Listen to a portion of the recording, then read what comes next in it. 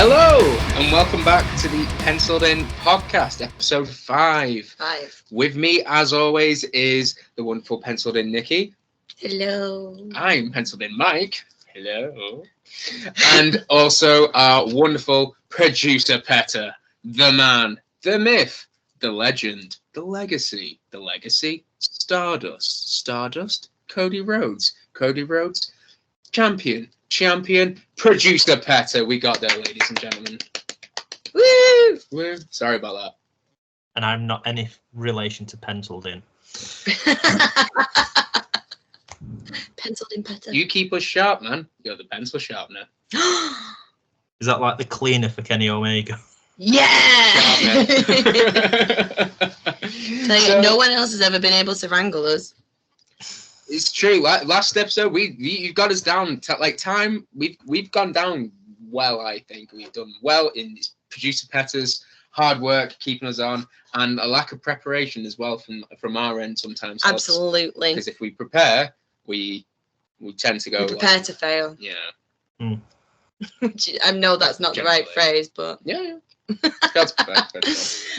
So to kickstart off, I think today I really wanted to talk about just some stuff that we just enjoyed within wrestling, and that can be just the wrestling bubble. So it could be anything from matches to like a fun interaction between people on X or wherever. And so I've got a few little bits and bats, and I guess you do too. Yeah, for sure. Yes. Do you want to start or shall I start? I mean, like the main one for me, biggest holy shit moment of the week as far as wrestling goes that I've seen, mainstream wise, was the Mox taking some spikes to the back. We're just going straight in there with that. Yeah. We're just hitting the ground. I'm not. That was so. It was the Edge. So it's Coke versus John Moxley street fight on AEW Dynamite this week. It's a rematch of their what fans have considered to be a subpar, to say the least, main event at Revolution, and they came and did a street fight and absolutely fucking nailed it, literally. Yes. No, I did there. So Coke took Spike out and then whacked Mox in the back, and I thought, oh my god, that's that was a serious hit. You know, we'd not really seen that done with these moves. And then he fucking suplexed him onto that bad boy, and it was stuck in there. It was in there. Like the spot itself was like, yeah, that's insane that you did that. What it did to him, they couldn't take it out of him. It was stuck. It was pulling him. It was like watching Hellraiser or those crazy people who they put the hooks in themselves and thing for adrenaline and shit. It was wild to see in that setting. We've seen a lot of messed up stuff, which I'll go into later. That's more what I want to speak about today, based off on that. But that was one of those moments where you know when someone brings in a weapon to the situation, and it always oh my god, this is the most catastrophic weapon. This is gonna absolutely drill someone. He's gonna drill someone. There's gonna be blood everywhere. It's gonna be fucking nuts. And it never really happens because it's pro wrestling and you're not supposed to murder someone. Yeah, no. We got that on television. Yeah. On a Wednesday night kind of situation. I thought that was very cool. Yeah. That they actually went they were willing to go that far. Also because the whole thing where the main event probably at Revolution should have been definitely Toni Storm versus Mariah May. Hell yeah. And then basically they switched it up. So the street fight on this Dynamite was midway through the show, just like theirs was at Revolution. And the main event was Megan Bayne and Chris Stat. And I thought that was very fucking cool because one, it needed to happen. Two, it showed they were fucking listening to people and going, yeah, you know what? Hands up. We kind of messed that one up. And it worked. And I'm hoping what it shows going on is that the main event does not have to be the title. So if the title is not the men's world title, if that's not the strongest story, it doesn't have to be that. You can have that moment elsewhere in the match, elsewhere in the show. So yeah, I think that was a pretty cool moment that could potentially change the way things are booked as far as like these big shows and stuff in the future. Definitely. So it wasn't just a gory, gnarly spot, which it was. Be careful, trigger warning, it's fucked up. It's graphic. It's graphic. It's graphic, but it's not like, it's not absolutely, it's not Hangman Swerve levels of blood. No, we've got more of that on here today. But it's just graphic because you literally just see it kind of like pulling his skin when Utes comes out to try and help. And you see Mox go to the spot because it's just not coming out. Yeah. But it was just in there. It was so in there. But I enjoy. I know that some spots aren't for everyone, and not everybody likes death matches. Not everybody likes that kind of level of violence. I love horror movies and things, so I guess I'm kind of pretty desensitized to it. And like you said, it was kind of Hellraiser-esque and stuff. It reminded me of Hellraiser. And so yeah, part of me thinks he wasn't supposed to have it as hard. Like, I don't know if it was, I think just Edge was just like mad adrenaline. I don't know. He just really slammed him on there. But either way, it happened. And it was a wild spot. And I just wanted to point out actually something that someone said on Bluesky, because I thought it was a really good kind of note. And when because it's something that we kind of mentioned, but they put it into a really good way. So it's pink bloodstains on Bluesky, and they said, so hit me with a spiky baseball bat if I'm wrong, but is the entire point of the cope thing, like meeting violence and fascism at its own level means you won't win? And then that spawned a conversation on then like collective action. They all need, and we were saying the other week, they all need to work together, because, you know, kind of meeting him at his level isn't working. You all need to kind of work together. And it's interesting that people are seeing the kind of nuance there, and which is why it could be afforded, because it's not the biggest, it's not the main story, I don't think, and I don't think it ever was supposed to be. I think it was supposed to be a long running, like an artery, a story that is running through while other stories are happening, and it's just kind of a main artery, and there's offshoots and other things. And I think it will eventually become main event story, but it's building, it's a slow build. But that spot, so many people saying that previous match didn't give, and I'm inclined to agree for the main event. And with the matches that preluded it, like went before it, like to have that as main event was a little bit flat, and so I feel like they made good on it. So yeah, definitely. Very cool. Definitely. There's two things about that spot that Mike kind of said about the getting stuck in the back and it not coming out. Two things stuck in my head. One was it reminded me of Zandig in CZW, where they used hooks. Yep. And tried to lift him with the hooks back. Yeah, gnarly spot. And the other one was Jake the Snake with the Cobra, when he tried his best to get the snake out of Randy's arm. And the snake refused. Not letting go. No. If Randy said, that was awful. Get it off me. And Jake going, I am trying. Yeah, sure you. I am giving it my best shot. Talk to the snake. The snake's gone into business for itself. If you hear why it was angry, if you listen to the story that Jake mentions. Yeah. I think you're in the camp of the snake rather than the actual humans. Yeah.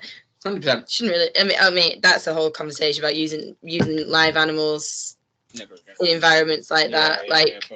That's a whole other conversation, because there's definitely something to be said about that, because it's still happening. Sorry, on TNA, there was brought, was it the horse out into the where the crowd all was, and I was like, don't be doing that. Santana came out with a tiger once on Nitro. Yeah. Cody Rhodes is when he brought Pharaoh out, and the pyro went off, but he was fuming about that because that wasn't supposed to happen. So, and then Pharaoh. The horse. Huh? Hangman and the horse. Yes, the only difference there, though, slightly is it's been a while since they brought it out, where like the audience and everyone is like, when they used it for the Anarchy in the Arena. Anarchy in the Arena. It was backstage in the away from like the big crowd and all the noise and everything. It was like part of that. No, at one point he did come down the ramp with it a while back, didn't he? Did he? Can't now because it's dead, but. No, but yeah, but mostly they kept the horse separate from all the kind of chaos of ringside and all that noise. So, but yeah, that's a whole other bloody podcast. I bet. Yeah. You got any other? I do, but I don't want to take any off you. So I'll. Do you wanna figure one? Oh well, yeah, that one I can't remember the name of it, so you can talk about that one. Well, one thing that has happened. This was actually last week, but it's happened since our previous show. And we've watched it this week. Was that Mike Bailey? Speedball Mike Bailey is AEW, and he has nailed it twice. 2 very, very good matches. He won his first match against I can't remember the fuck it was, but it was in Sending Guys. So he had his first match, and that was absolutely brilliant. And then he was in a 4-way with Orange Cassidy and Ricochet and was it Mark Briscoe? No, it wasn't Mark Briscoe. It was Mark Davis. Mark Davis. Thank you. I knew it was a Mark. Dunkzilla. I'm the Mark here.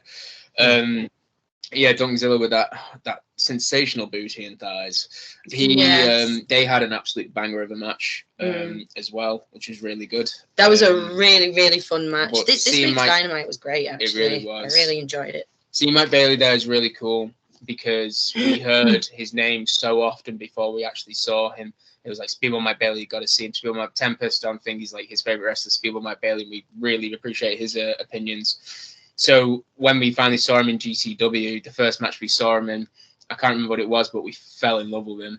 And his hard hitting style, his spirit, everything.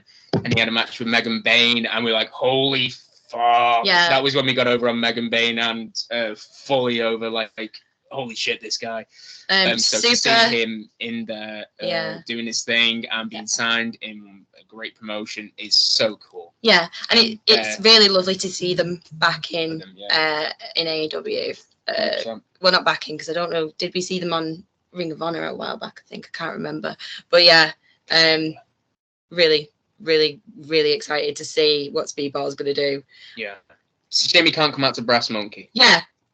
Sort that out, EK. We said this last time. Put your hand in your pocket.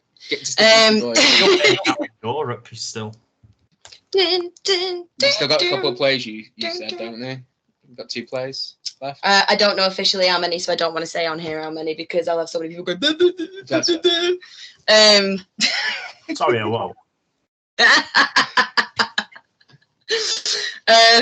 I've just got like a few little bits and bats. There was one thing I thought you were going to talk about this, because I cannot remember the name of it, but we'll go on to that later. So 3 things I love this week in wrestling. Tony Storm on comms on Dynamite this week. Fucking sensational. Some of the comments and quotes that come out. Tony Schiavone fights for his life every time Tony's on comms. She's so overtly sexual. She just stumps him, and she just gets him. And during the break, like during the ads and stuff, but we didn't see the ads. She said, "Oh, now that we're in the break, we've got a moment. It was great to see you on the JFK assassination files." No, in the JFK tunnel files. Yes, no, assassination files. They were released this week. Yeah. Oh right. Yeah. So that was a whole thing. That's fucking hilarious. And he was just like. Again, she creased Taz. She creases them all. She said about Megan Bayne that if she's not afraid of Bayne, she gets her back broken every week. That was it. That was the one. She got into the ring afterwards and was just like, you're a big bitch. Oh my God, you're a big bitch. And she's just brilliant, and she looked stunning. That gown, by the way, looked really comfortable. I'd love to know where that's glamorous. From. She really is that starlet. She really is. It's so cool. So yeah, Tony Storm on comms, more of that, please, because she's great. And then Man Like Doris was on TNA again this week, and I was just chuffed that he got to do his entrance and that, like, the crowd, and he said 0-1, they said 2-1, and they did it well, and they did a great job. So well done TNA crowd. And so yeah, it's just always great to see people that we follow on the Brit Wres scene. We've seen him, we've met Dries. Like, he is such a lovely guy. He is an absolute. He's so cool. He so is. Lovely. We talk about grind. There's so many people in Brit Wres you can throw at, like, the word grind, that they know they just don't stop. And Dries is one of them. He is always just on the go, and I just have nothing but just big love for him, and I'm just happy to see him just making it bigger and bigger. Just out of curiosity, if you watch the show, please do leave a comment of if you've ever seen Dries selling his merch during the halfway point of the show on the ring. Yeah. I just want to know how many people have seen that happen, because I'm sure it's a whole fucking bunch. I think most of us, right? And he has a new shirt out. He does indeed. Yeah, it's great. The merch machine. World Tour one. I think I've got about 6 shirts of his already. I need to get a Dries shirt. I really do. Jeez. So yes, congrats to Dries. Lyrical dragon. We watched, what show was it? The GCW. Yeah, I've got a few of those written here. Okay, I don't know which show it was on, so Michael will remember the name of, because I'm crap with names, but Mr. Danger. GCW Ashes to Ashes. Thank you. Mr. Danger is fucking insane and awesome, and I love him. And the first thing that I remember, like, just sticks in my head from Mr. Danger is when he did the spot off the big bus at GCW where they were like outside in the summer in the water park. Yeah. So he's just insane, and I loved the fact that I've not seen this used before in a match. He utilized a cherry picker in his match. He drove it over and he got in it and he went up, and then he basically did he did a coast to coast. He did he did a crossbody from the. Sorry, yes, he did a crossbody. Techno Goth took him up in the scissor lift, and he jumped out and gave John Wayne Murdoch a hellacious crossbody. But yeah, then the second spot was this unbelievable coast to coast from the top of a scissor lift through glass. Sorry, cherry picker. No, it's all good. The cherry picker is right next to the scissor lift. It really is. So, but yeah, that was actually a match I wanted to speak about as well, because that was Mr. Danger versus John Wayne Murdoch at Ashes to Ashes GCW, and they had a match elsewhere. Oh no, I think it was in GCW, and Mr. Danger won, but it got very hardcore, very heavy. Yeah. And so they had his first death match in GCW. They were saying in the previous show, and he went all out. He lives up to his name, Mr. Danger. You see the name, and this skinny dude comes out. The first time we saw him, I'm like, what the fuck? Yeah. Like, why is he called Mr. Danger? That's really strange. And he's just doing some flips and he's having some good stuff. And then all of a sudden, you're like, why is he climbing that thing? Why is he keeping climbing that? Oh, he is Mr. Danger. Holy shit! And he has no fear. He can take all the pain. He was pissing blood all the way through. We even got a hangman drinking blood spot from John Wayne Murdoch. He stood underneath him and was like, it was disgusting. Yeah, that's something people haven't really said anything about. John Wayne Murdoch stood underneath him and drank his blood, and I know everybody lost their mind when Hangman and Swerve did it, and it wasn't as graphic, really. I don't know if we're just desensitized to it at this point, and it's GCW. No, there wasn't a zoom in. There wasn't a big hoo-ha about that, but that happened. It was gross, but it was awesome. And John Wayne Murdoch also brought out the Super Destroyer onto the light tubes for a cracking finisher, which makes it 1-1. One apiece. And so they're going to have the rubber match at TOS Round 1 Tournament of Survival GCW in Which June. Is always fucking excellent. Such a great tournament. And then yes, I'm only doing kind of like quick little roundup because I've got lots of little bits that I've enjoyed. But so catch then another thing I enjoyed. There was an announcement for a match that I didn't say during my I don't think I did during my Skinner spotlight last time, but it's one that I and a lot of us all, and in the Discord, because we have a Discord, it's very lovely, and we've all wanted to see this, and Catch have announced Tony Wright versus your boy Ian Skinner. Fucking awesome. That's such a fun match waiting to happen. That is going to be the most stylish pure sex match you've ever seen. The fits are going to be out of this world. No. Tony's tassel game is going to getting stronger. Is going to put Matt Jackson's pearl game to shame. He is going to. Oh, it's going to be a brilliant match. I'm excited for it, and it's just been a long time coming. So, thank you. It's probably going to be one that we'll have to kind of watch after the fact, because we're not going to be able to get to that one, unfortunately. But not because of where it is. It's just because we haven't had time. But you were going along to that, right? Oh, indeed. You jammy sausage. And then also Catch announcing this week as well that we're going to have Danny Proper versus Scotty Rourke, and Danny Proper, right, does not get enough credit for his promo game. His promos, fucking tastic. I think he's a fucking He's genius. got a very creative mind, and he knows his character very well, it seems. It's I don't know if it's just him, good. But he's a fucking legend. But I don't know if you've seen it. I don't know if you've seen it. But Danny did his promo, and it was so funny. Where he's just like at the very beginning of it shows, I think Scotty Rourke kind of bagging him off, and he goes, "Oh, 5 years ago, I would have shit myself at that," and it shows like past him, and then it cuts to future him. Like it's just so Danny Proper, and if you don't know anything about Danny Proper, if you watch that, you get a real good feel for who Danny Proper is and why he's so loved. So the Danny Proper promo, there's a reel that I saw on Instagram of Tommy Jackson, VGS, Tommy Jackson.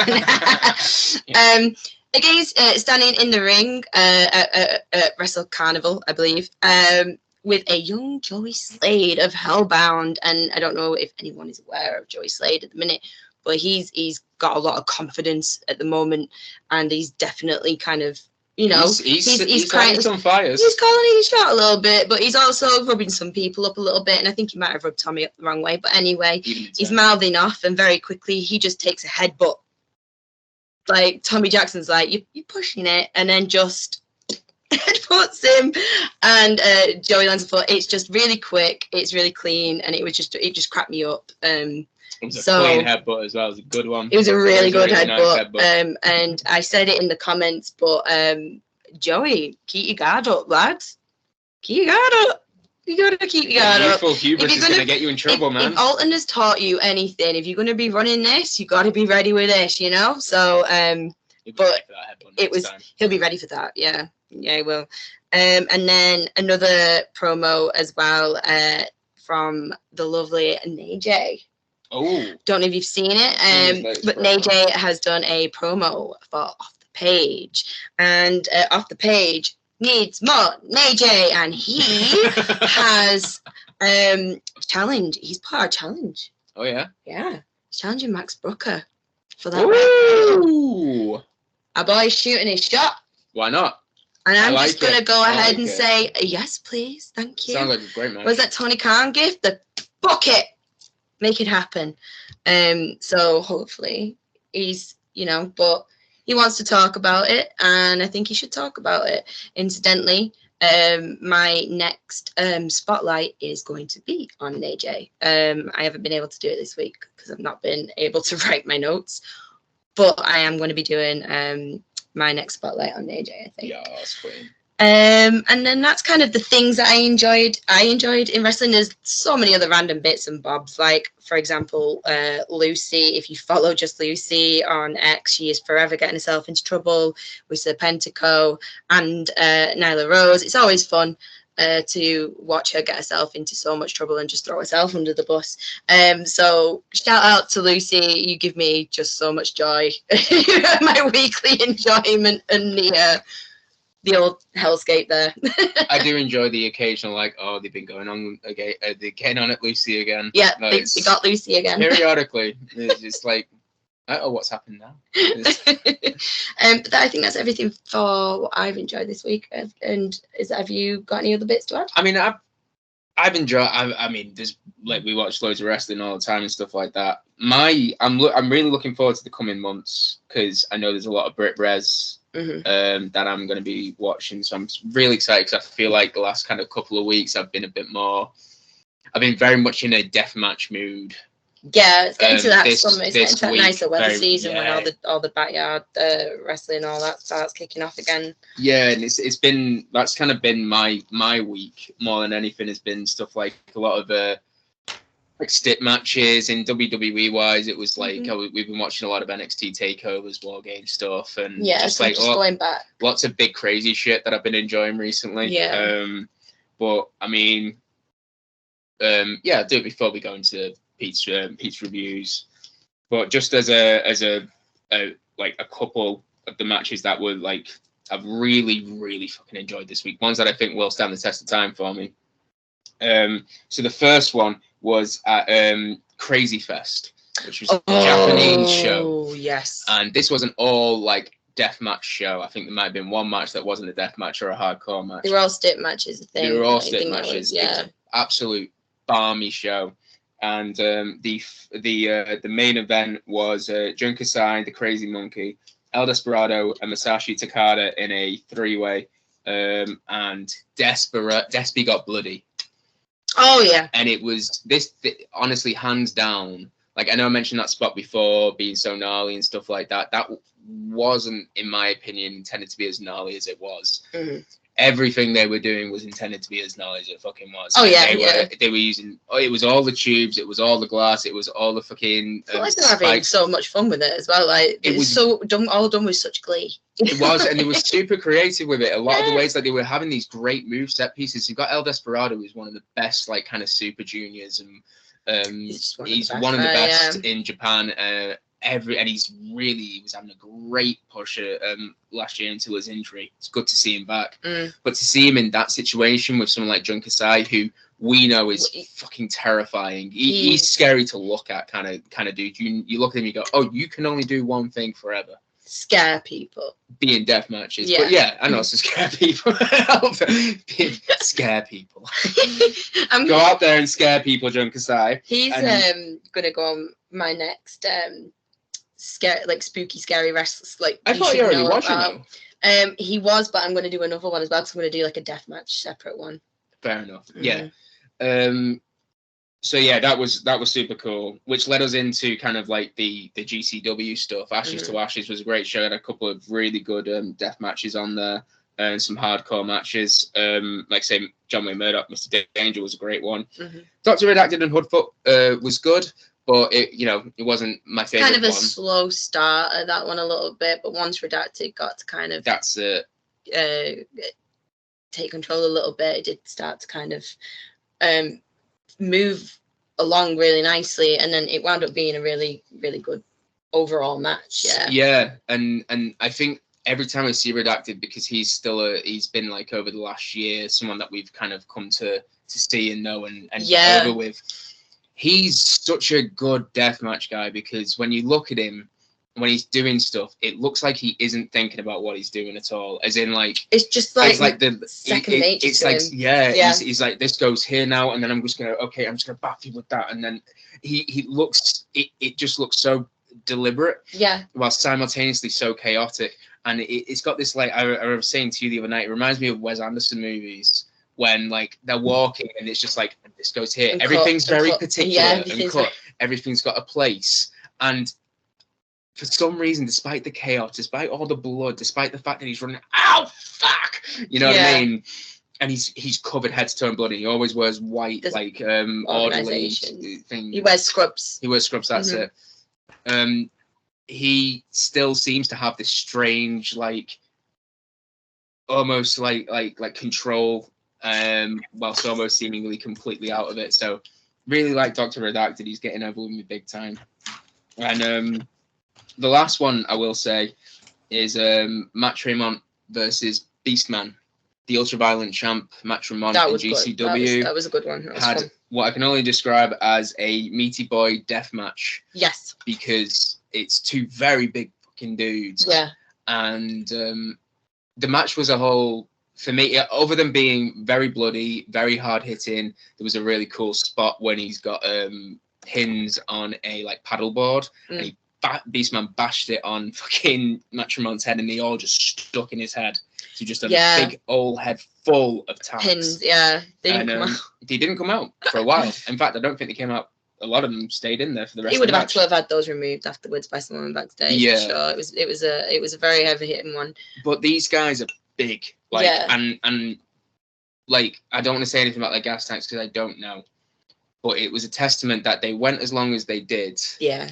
They kept going as hard as they did. Didn't really let up. And they did not let up. They had the perfect pacing, knew exactly where they needed to be, knew exactly what they could give as far what was going to take them out, knew what they needed to keep in them as far as energy goes to be able to get to the next bit. And it was just really cool to see because I've never seen two really big gentlemen have a death match like that before. Yeah. It was explosive, it was exciting, and that was what put me in the mood great to dance keep partners. going. They did. They had great chemistry, and there was mad respect between them as well, you could see. So it was a really fun match to kind of take in. And also I love Matrimon. Yeah, he's great. He came back from injury, and he's just been barnstorming ever since. It's been so cool to see, and he's got the best song to come out to with Journey, Separate Ways. Yeah. Everyone comes out to it. I wish I could sing it, but I don't want to get. Oh no, we don't want to get the flag. But so yeah, it's been very much a deathmatch week for me. I know we both watched them together, but I've been really that's been my week has been like ultra violence. It's been a lot of fun because I don't really that's usually we both love it. That's usually your thing. And I've just really enjoyed it. So. Yeah. So you know what though, death matches make me feel better. So if I'm a little bit, hilariously, if I'm a bit sad or whatever, I just put a load of death matches on. I feel so much better. I don't know what it is. Yeah. But yeah, I think overall it's been quite a fun little week in wrestling. Yes. And like you say, it's building up nicely. Very nicely. We're on the road to just, I know it's WrestleMania, but just wrestling everywhere. Just it's going to be nuts over the next few weeks. Spring to WrestleMania weekend. The road to WrestleMania weekend probably best describes everything because all roads lead there. But from spring to November or spring to October, there's a WrestleFest every month. There's at least 1 week where you've got 3 or 4 huge shows happening. Yeah. Last year we were it felt like every other week we're going, oh, WrestleFest this weekend. Yeah, we've always called it if we've got multiple things to watch across a weekend of different time zones, and we dubbed it our little WrestleFests. Yeah. And sometimes they're about 4 days, and around Mania we just basically switch to American time. We did. And we go off Charlie's itinerary because Charlie's there, and Charlie takes us with him on his little journey, and we just switch to his itinerary usually. I'm waiting for that. Come on, Charlie. Not got long, babe. But yeah, that's everything we've enjoyed this week in wrestling. Ta-da! Chucking the notebook, chucking it. Done. It's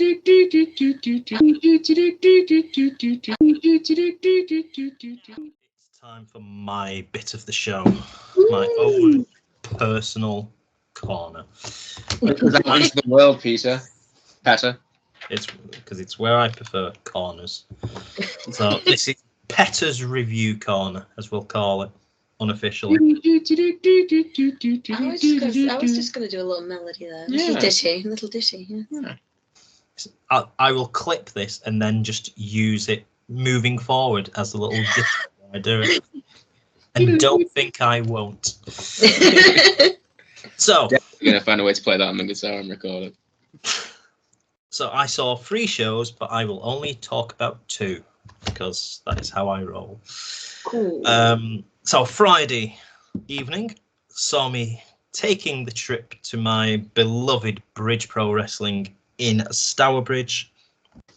where we had a 7-match card, if I recall right. So let's get into it because this was a banging show. No. We started off hot with the Battle of the Jordans, that being Brandon and Chantel. The second of technically a trio of matches, if you include the Rumble. Brandon, who eliminated Chantel last in their 20-person Rumble. That came at Hit and Rumble in January. And before that, we saw Brandon defeating his sister on the debut show they had in November of 2023. So would Chantel manage to chalk victory against her brother? Yes, is basically the short answer. This was a great match. I was hoping they'd have put the times on because I'm really interested to know how long it was. It felt long, but in a very good way. All right, good. Brandon basically took so many stiff kicks from Chantel at the beginning. Some absolute stingers from front row. Brandon was more high flying. Chantel was more kind of technical and brawling, but when they were flying out the ring, both of them went into the crowd a couple of times. Nearly took someone out, which is always good. Back and forth contest. 1 minute it looked like Chantel was going to rack up victory.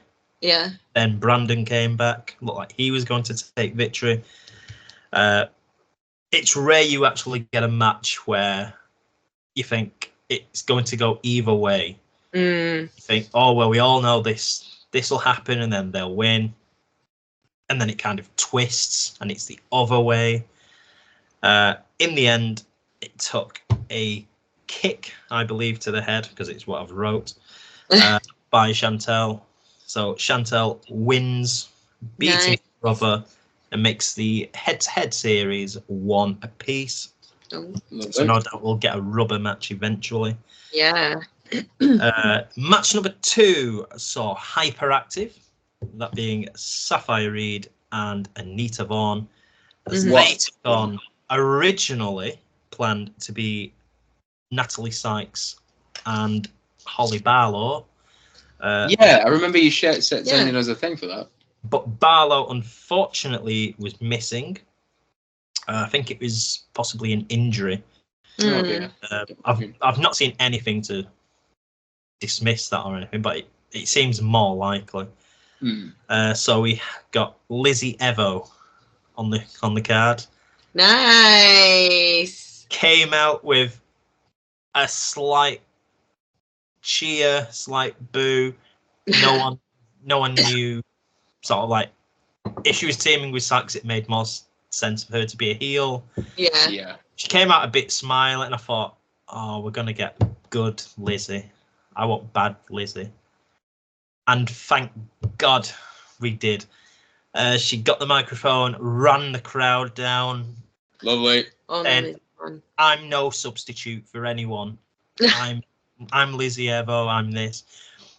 Basically, shouted down the crowd. The crowd got on her back. Nice. If you see the footage, and you'll literally just see me on the front row going, yes, we got back. To which, as she went past, I'm still kind of just popping. I am like a kid in a candy store as she's walking by with like a massive smile on my face, saying, "Yeah, we got a heel Lizzie. We got a heel Lizzie." Fucking. She is. It's unbelievable. It's like you say, just she's so gobby. Yeah. And it's perfect. She's perfect at it. And it makes you think of she is the best heel, I think. She's what she's good as like a babyface, but my God, she excels as a heel. If anywhere books Lizzie, please have her as a heel. She is so damn good. He's great. He is. This was a whole lot of fun. Hyperactive, as you can imagine, whole lot of fun with Reed and Vaughn. First time I'd seen Vaughn actually wrestle, other than like clips and things. Didn't disappoint. Sykes was a normal bratty self, which is effectively what a character is. Hyperactive at the start tried to offer their hand as almost like code of honor. Yeah. To which Sykes and Evo saying, should we shake their hand? And as they went to reach out, they gave him the old thumb on the nose, fingers, which feels more heelish. But when you have fake faces do it, no sportsmanship. It's strange, but yeah. So Hyperactive took the advantage, but then again, this is wrestling, so obviously the heels are going to turn the tables. Hyperactive took the spoils in this contest with a devastating move. I can't remember what it was because I've accidentally deleted it. But I know it was a double team and it hurt.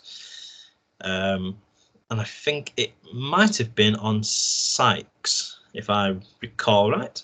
But again, I have slept since. Google Documents is not my best friend currently.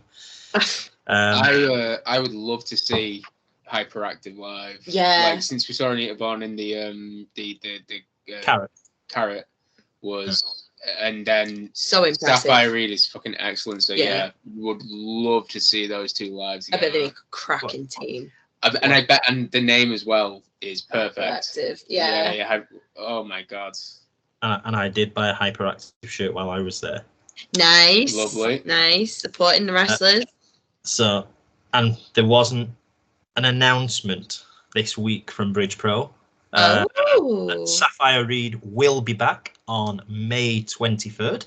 Nice. We'll take on Lizzie Evo. Hey, that's gonna be fun. Yeah. That will be a whole lot of fun. There's gonna be so much shit talking. Oh damn well. It's gonna be a smack. We all know it's gonna be Cutthroat Collective, right? Oh, but that's other. I know. Universe, but it'd be fun to see them against each other in this scenario. To put it another way, it is the Cutthroat Collective exploding. Lovely. Yes. No, please. Thank you. It's not exploding. Yeah, it is exploding. Mega Power. Yeah, exploding. Yeah. I was half right. Don't come at me, people. Next was this is going to be a mouthful, a 4-way to determine who will qualify for the Wonderland match that takes place on July the 23rd. So I'll explain the Wonderland match as best as I can. It is a mix of the Royal Rumble and War Games without a cage. So you start with 2 people, and after a certain amount of time, another participant enters the match. Okay. But no one can be pinned, no one can submit, and you can't win the match until the final entrant is in.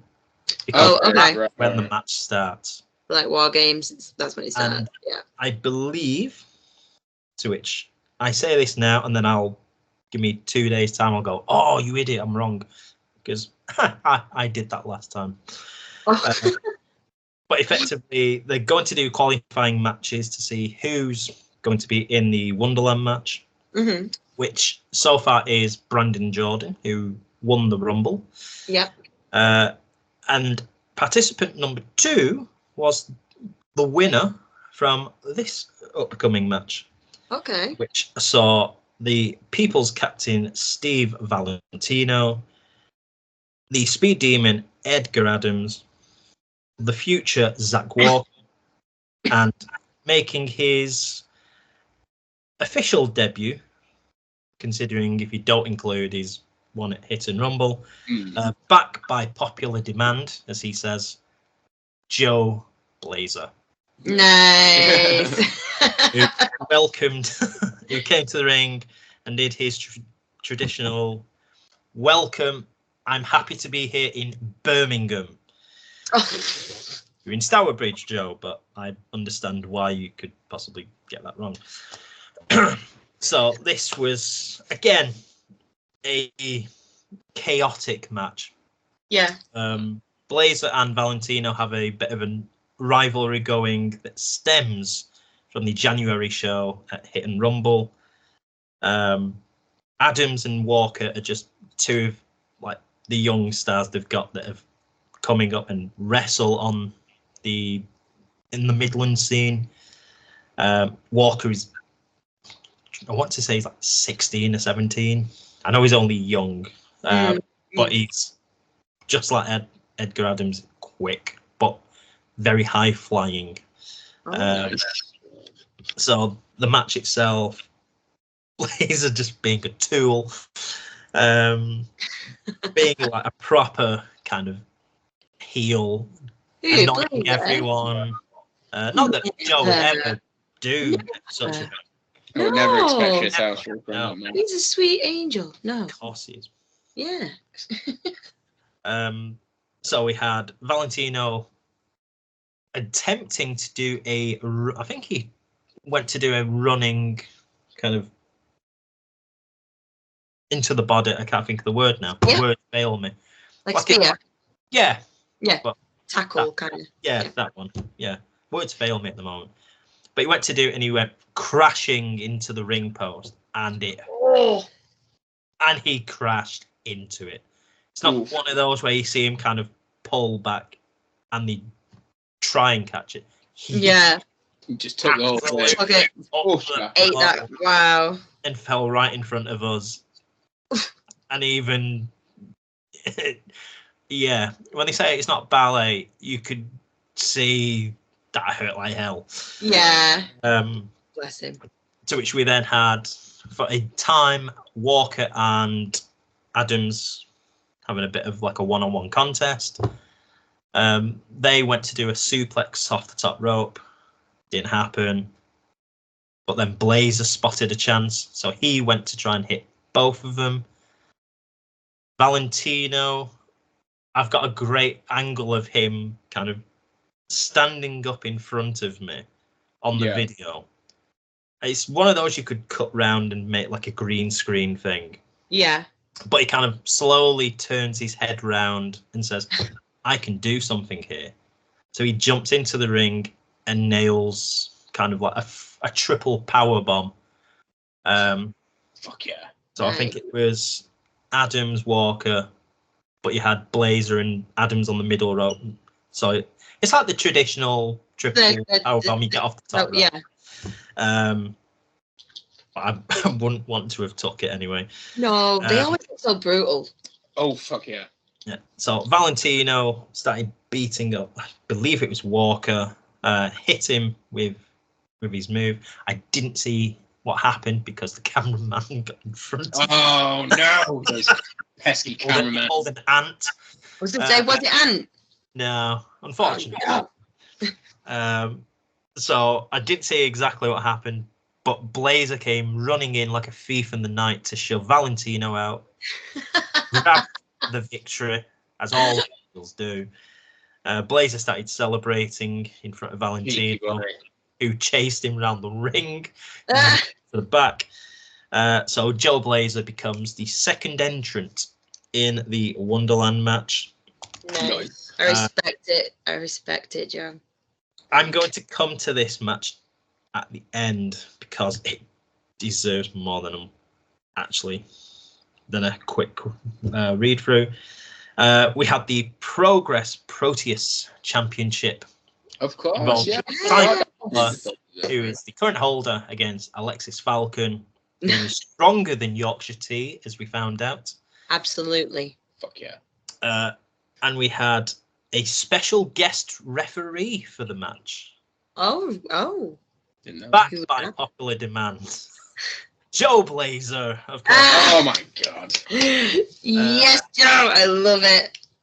Considering it was a family-friendly show, some of the chants that directed at Joe weren't family friendly, as were a few things on this evening. And I'll leave that there. Those that were there, they'll know what I mean. But before the match started, obviously the Proteus has stipulations. I was going to say, what's the stip? What's the stipulation? What is it? Miller came out with a porcelain jug, as you do. Naturally. I thought he'd confused Stourbridge with Stoke, being potteries, but obviously I thought that's what it was. I thought that's where we were going. It wasn't. He had all things written in this jug and asked the people all a bit of paper out. Very nice. Proud. Oh no. Pulled it out and it was low blows were allowed. To which anyone scrolling Twitter that day had Alexis Falcon constantly going on about that it would involve low blows this match and how she was going to kick Simon in the balls. Yeah, she specifically said she was going to kick numerous times she posted this. Yeah. So obviously the first one comes out, low blows are allowed. Simon Brilliant. said, that's a stupid stipulation. That's a great Simon Miller impression. Well done. It really was. So he says, you there, you pick the next one. So then same guy picks it out, gets on the thing, goes, low blows are allowed. And then Alexis Falcon laughs, grabs the microphone. I won't try and do a Yorkshire accent. Nah. Oh, you know what, damn it. So she said, I've wrote all day writing the same stipulation and I put ha! Can't laugh like she did, but effectively that's what she did. Sorry, Alexis, don't kill me if you watch this. So effectively, she dropped the same stipulation in the jug and put it in. So low blows were allowed. Legend. Well, she is a cheeky little bugger. That's was. brilliant. So before we started the match, she low blowed Simon in the balls. Naturally, yeah. Went to get the count, drew a 2. Later on, she did it again behind Joe's back, while her Queen's Catch faction were beating up Simon. And then when she turned around, she basically hoofed Simon between the balls. Another 2 count. Yep. Right at the end, she did it again for the 3rd time. Unlucky? Yeah, no.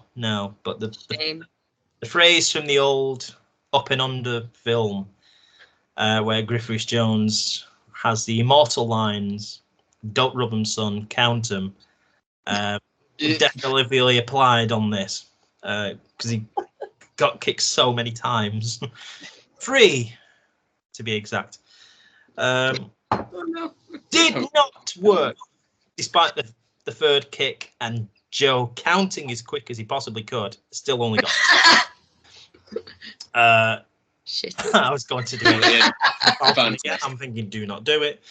He said, can't you count any quicker? He went, I can't count any more quicker. He kicked out at 2. Milo went to spear Falcon. Falcon sidestepped. Got Joe. Shenanigans. Shenanigans. But Miller then picked up Falcon, booted her between the legs. Eye for an eye. And then picked her up. And it was almost like Austin, where he used to stun them, pick them up again, where they're all staggered. So I won't do it again. And then proceeds to do it again. Simon Miller. Boots Falcon, picks her up, gives her the ups and downs. 1, 2, 3. Miller remains your champion. Valiant Falcon. Fun match. Oh, yeah. Literally the entire card. It was just constant fun. Yeah. We then had the Exile Pact, which is Alex Connors and Luke Douglas, as they went up against the Monster Kemper and Goth Boy Joe Wade. We've not seen him for a while. Yeah, for ages. Yeah. So the backstory to this was Connors and Kemper had a bit of a rivalry going from Hit and Rumble, where they had like a scramble match Kemper beat Connors. Connors went in at number 1. Kemper went in at number 30. So it was like winner and loser stakes. Connors has not forgot about that. Challenged Kemper, who brought in Wade. Everyone singing Connors. He's going to get killed by Kemper. Would be. This was a bit of a slow burner, I thought. Took a bit to get going, but we got there. Kemper was kind of on his... Well, he started off tagged in Wade. Wade pretty much became like the isolated man in the match. Yeah. Kemper then came back in, started stalking Douglas and Connors, got attacked on the outside as he tried to reach over where the ring post was. Yeah. Got his arm caught, to which they then, between the ring post and the turnbuckle, so while they held his arm, they got handcuffed him to the ring post. Oh, it's handcuffs? They're a handy wrestling tool. Yeah. Yeah. So they handcuffed Kemper to the ring post, to which they began the Exile Pack to beat on Wade, getting the 1-2-3. They then taunted Kemper, who couldn't do anything. So I think this is going to set up another encounter with Kemper and Connors and Douglas. Yeah, that doesn't sound like it's done. Definitely No. So some of these matches you could see there's going to be more meat to this bone. Just laying foundations. Yeah. The main event, though, for this particular review isn't the main event. This is the semi-main event, as I'm going to call it. And it saw suplex Millie McKenzie, good old Millie. She took on Omari in 2 faces. Effectively, this was a great wrestling match. Hold for hold. Omari used his kind of strength and height advantage. Millie, not for the first time, had a busted nose. Second time, I think, now in Bridge in a row. Yeah, I think Millie has these little trends where it got to the point of she'd get to the ring before the match and had to dash to the toilet. And then and now she's moved from the toilet to now having a nose seemingly being busted. I mean, there are better ways, but anyway, the match, it was another fun match. I can't say anything bad about it. Omari used his strength, power. Probably crapped himself when he tried to do a leapfrog off the rope and realised that being about 8 foot tall and in a room that was probably about 10 foot might have been a bit difficult to try that move, but by God, he did it. Yeah.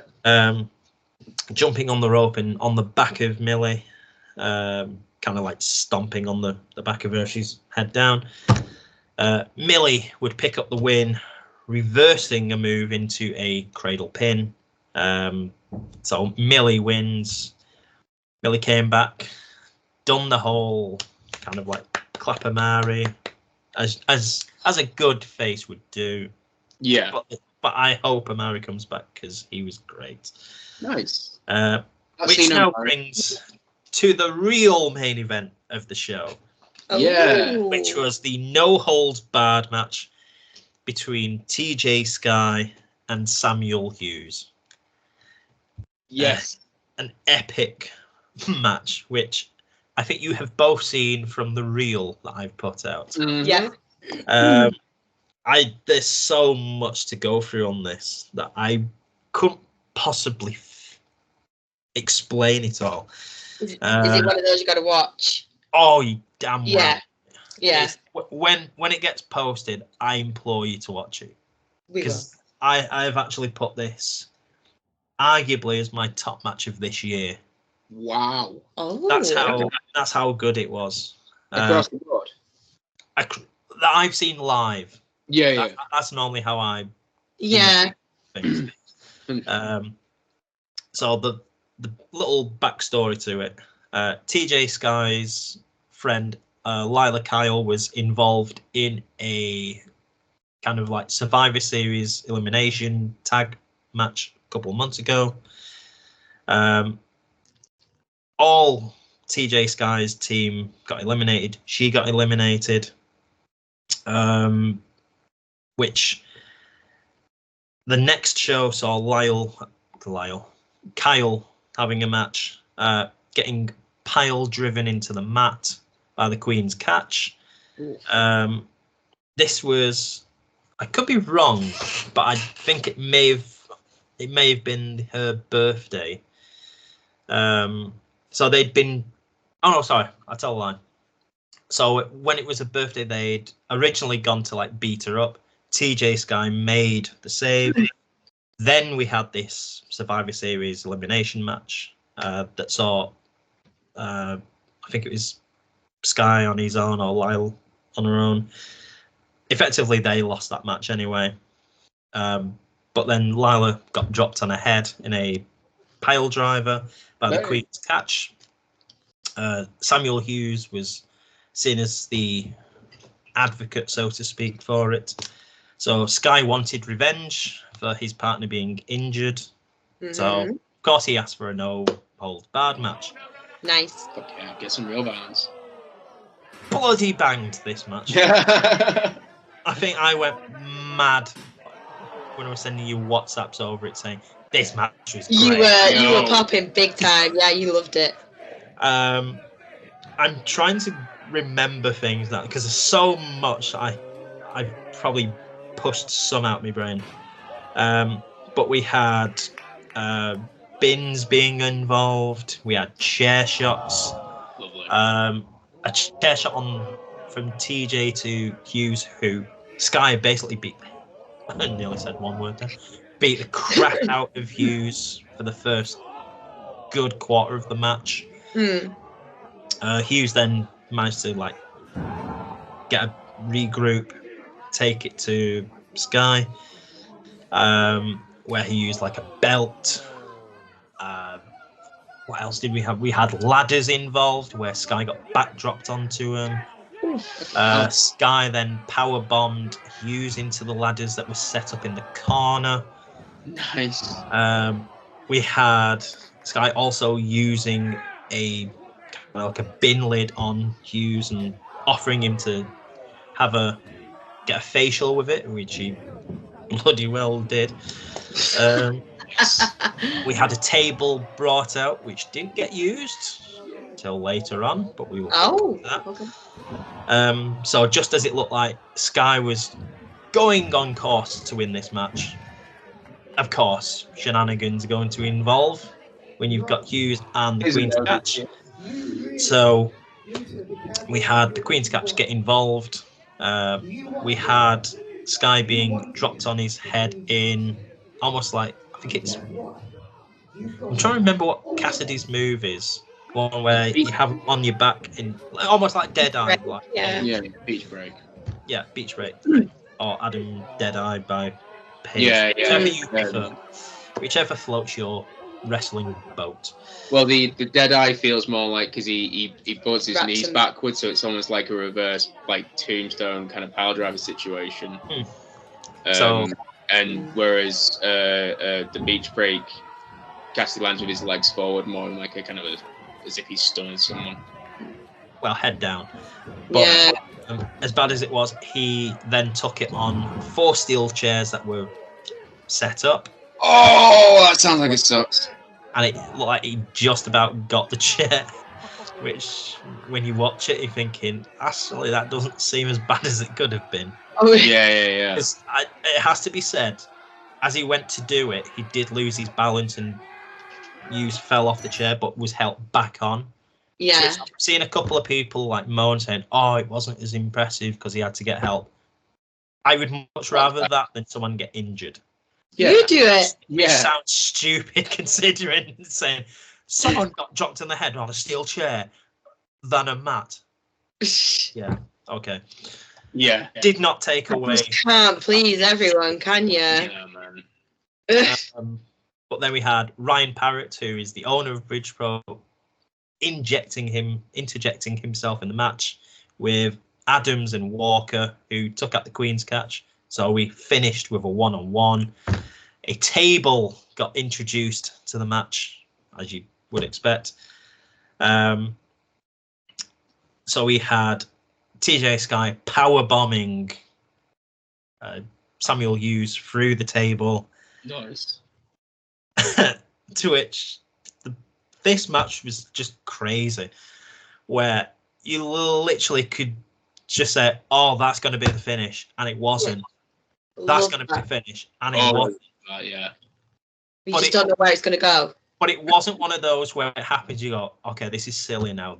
You've done too many balls." Yeah, speak me more. This was not that case at all. This was a case of how are they still going, and everyone got more and more into it, even though they were anyway. Yeah. So power bombs him through the table. Everyone's expecting like a 3 count now. So it was like 1, 2, kicks out at 2.99. To which he did a great transition, TJ, from a pinning predicament to then putting him into a crossface. Nice. Lovely. So it's almost like the pin didn't work and didn't throw his hands up and going, "Oh, so close." No, as soon as the arm came up, he put him straight in that crossface. Got the tap out win. I think you can tell by my face I enjoyed this. I'm excited to see it when it's finally available. You're gonna have to let me know as soon as it's available, because as soon as it's, I will be watching the hell out of it. Yeah. It's so good. But yes, that was Bridge Pro. Nice. Sounds like that was a fucking great show. Like you've beamed over some shows before, but never like this. No. This is the first time. Well, I'm probably doing them a disservice there, but all their shows are great. Yeah, exactly. There hasn't been a single one yet where I've come away going, "Oh, that was an okay show," or "that was a good show." They've all been like great shows. Even if there's been like a match that may not have like fired, it's still been good. Still been good. Yeah. You can't. Yeah. You still had a good time. Yes. So the next show they put on, as I say, is May 23rd at the Amblecote Social Club, and also the Legion Club. I should get that right. So we only know 2 matches on the card so far. Oh, okay. Or that I know of, as of recording time. So Bridge Pro Wrestling Throwback, which has taken Cartoon Network's logo unofficially and Pokemon and just gone full like throwbacks. Yeah. So we have a 6-person tag match with Brandon Jordan and the Medusa Complex, that being Charlie Evans and Millie McKenzie. Awesome. They go up against Chantel Jordan, Man Like Doris, and just to throw an extra person in there making their debut, Emerson Jane. Excellent. What the fuck? Awesome. All for a massive total of a tenner. Let me hear that. And that's on going to your local independent. You can see people like, I don't know. We'll Google it. And as far as I know, I think half the tickets were sold within like the opening weekend of them announcing. That was only like 1 match was announced. I was gonna say just off those 2 matches alone, money's worth. Yeah. Anything after that, Emerson bonus. Jane is a really great point. Emerson, and then obviously the other match, what I've kind of said already, is Sapphire Reed and Lizzie Evo. Yes, again, another 2 matches, Look. and it's just like I'm already invested. Can't complain. Hopefully the next show after that isn't any good because I can't make it. So, but, yeah, so that was Bridge Pro. We'll come now to the second show, which was Futureshock.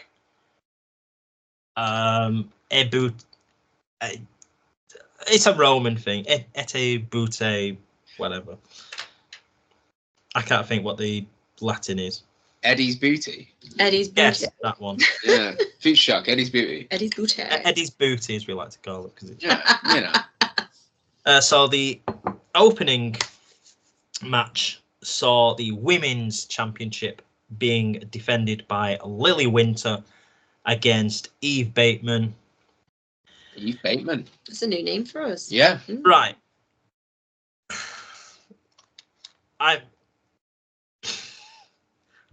I'll be diplomatic.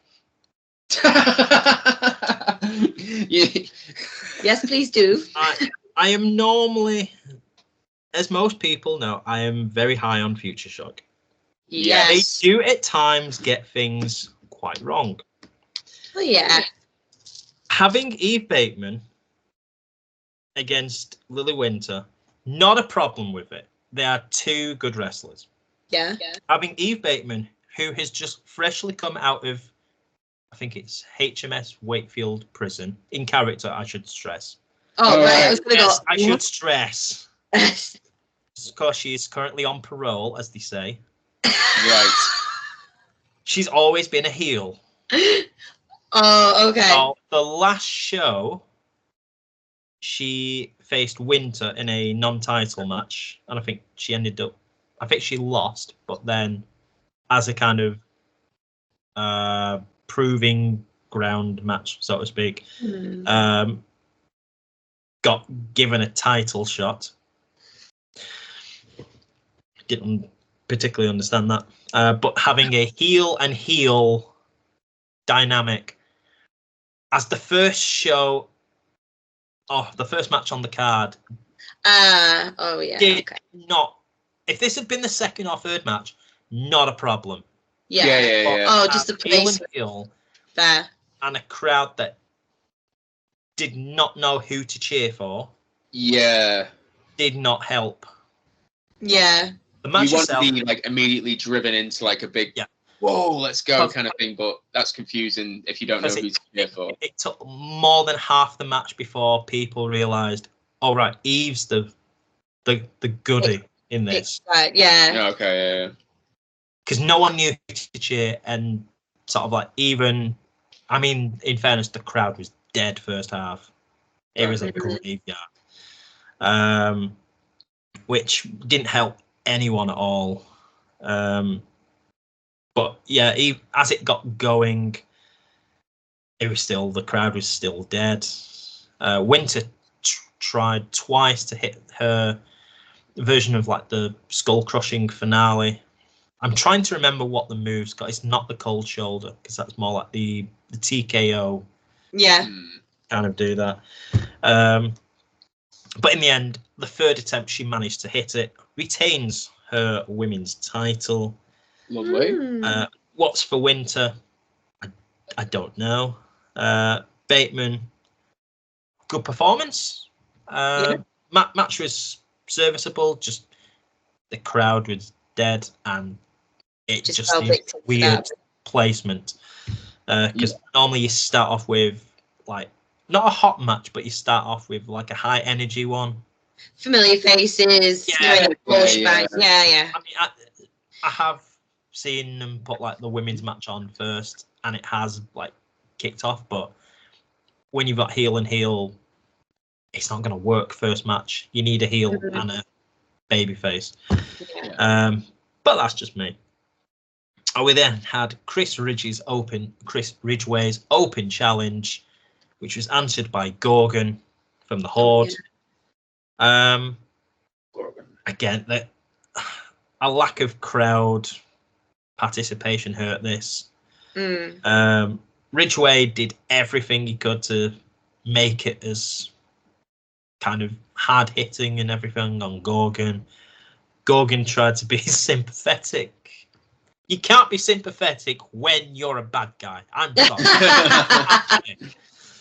MJF, I feel bad for him. He just wants people to love him, man. Little guy. Ridgeway has became a face, so to speak, now. But when he's an in-betweener like he has been, but then strays on the heel side, it works so much better. Right. But it kind of having Gorgon in the corner, beating him up, and the referee going 1, 2, 3, and then saying, "Can you move back?" He goes, "Oh no, I'm a good guy now," making like a halo thing above him. Nice. It is one of the best things that Ridgeway does. I love that. That isn't wrestling. Yeah. He then proceeded to have Gorgon in the corner, choking him with his foot. I think he saw me and a couple of people with like recording. Anyway, take a picture.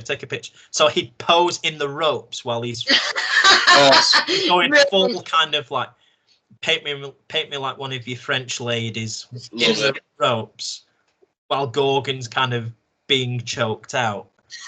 And everyone just whipping the phones up, just going, yeah, take pictures. Unsurprisingly to nobody at all, Ridgeway won the match. Yeah. We then came to the men's championship, which was Joey Hayes defending against the former champion, Connor Patrick Riley.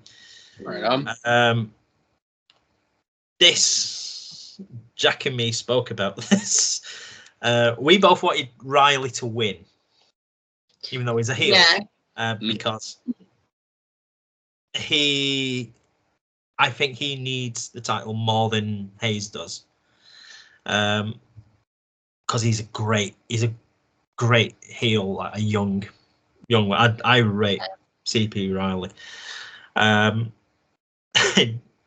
It was great because he comes up with one thing where he'll pick him up and he'll, as his opponent's down, he goes, "Not since Andre the Giant has the bear hug been used to this effect. I will put him in a bear hug," which, when you see it, does not look like it's going to do anything. But it's so funny and it pops me every single time. People groan and I'm there just going, yes, because I'm a mark. We all love a little bit of stupid, a little bit ridiculous, man. But then he did a bit of a change. He then joined him. I think he had him in like put his arm behind him in like a hammerlock, but in a bear hug as well. So Joey's arms in the air, and the referee's like checking, just like, do you give up? Like, his arm's still up. But as it is, and Joey's leaning into him, you've got CPR kind of like clutching and squeezing it. So as his hands going, he goes, "Wave to the people, smile," and they just tighten it. So shit house, love it. You just have them in like agony, like grimacing face, "Smile to the people, wave to the people." It's shithousery, but it's fun shithousery. Oh, love it, brilliant. Loves CPR. I probably said that so many times. The match itself, Riley was focusing on Hayes' arm. Mm-hmm. Remember this. So he's focusing on his arm, doing everything he can to kind of like get a submission and things like that. Hit a spear on him, got a 2 count. Hayes then fires back. We get like a back and forth. Now, if I told you there was a submission victory, who do you think would have used the submission if someone has been working on a limb all match? Yeah. CPR. Yeah. No. Hayes put Riley in a... I'll come to that bit in a minute. Riley brought the ring bell to the ring because he'd brought the title in the ring as well, and he'd been there the entire match. So we knew something was going to happen. Of course. Gets the bell, brings it into the ring, goes to hit Joey with it. Referee takes it off him. Referee takes a long time to do it. Uses the title belt. Prime shithousery. Goes to get a 3 count, gets a 2. Joey puts him in a crossface. Bearing in mind his arm is in absolute agony. Puts the crossface on really well. Riley looks like he's going to get the belt and clobber Joey with it while in the crossface. Grabs the belt, looks at it as if to say, I don't want to tap out because I need you too much. But he has to tap out. No. As in the words of Eric Morecambe, playing the right tune but all the wrong notes in the wrong order. Yeah. If that had been the other way round, that would have made a bit more sense. Having someone in a crossface who's had their arm worked on. Yeah. So I know it's wrestling, and I know he's supposed to disbelieve things, but He just makes the heroic comeback. Silly. That's the only negative thing I will say about the show, because it picked up massively in the second half. We only had 2 matches though. Really? The after, I was going to say the afternoon, the second half. Normally 6 matches, there was only 5. Don't know why. But we had the Adrenaline Championship with Tony Wright looking to win his first major title at Futureshock against the real thing, Scott Oberman. The entire, I think you've seen the promos of Tony Wright mimicking Scott Oberman. When he put his hair over. So good. Just brilliant, yeah. Tony came out first, not to Lady Marmalade, but to Lost in Music. Took his sweet ass time, it has to be said. It's an homage to the opponent. So it was all kind of like mind games. Oberman then came out and, true to form, clocked at, I think, about 2.5 minutes for his entrance. Jesus Christ! What in the Roman Reigns? Where Oberman to me has one of the wrestling pops. There are 3 pops in wrestling. There is the Mick Foley cheap pop. There is the Legion of Doom Road Warrior pop. And there is the Scott Oberman, oh, for God's sake, pop. The groans from the crowd when you hear the strings of Metallica's Nothing Else Matters. You know you're in for a good time. Oh, yeah. The match itself. At some point, anyway, if he can make his fucking entrance. You know you're in for a good time later. But then when he was off the page, he wrestled for about 4 seconds. Yes. But had his entrance played twice. And off the page is literally the entrance about 2 feet and you're at the ring. And he made it 3 minutes walking ring. So that's what you need in wrestling. More shithousery. You do. The match itself, really enjoyed this match. You never get a bad match with Tony. Rarely get a bad match with Scott on that point. Went back and forth. Oberman took it to Tony. You almost felt like it's got to be Tony that's going to win. It's got to be. Yeah. And he kept like drawing you in. He fired back. We got beat really bad and then came back at Scott. And just as it looked like the tide was turning and he was on course, he then saw Oberman grabbing the referee. And at that point, we all knew what was going to happen, thinking, don't do it, Scott. Don't do it, Scott. Looked at Tony, who thought, don't do it. Don't do it. And Scott kicked the referee between the legs.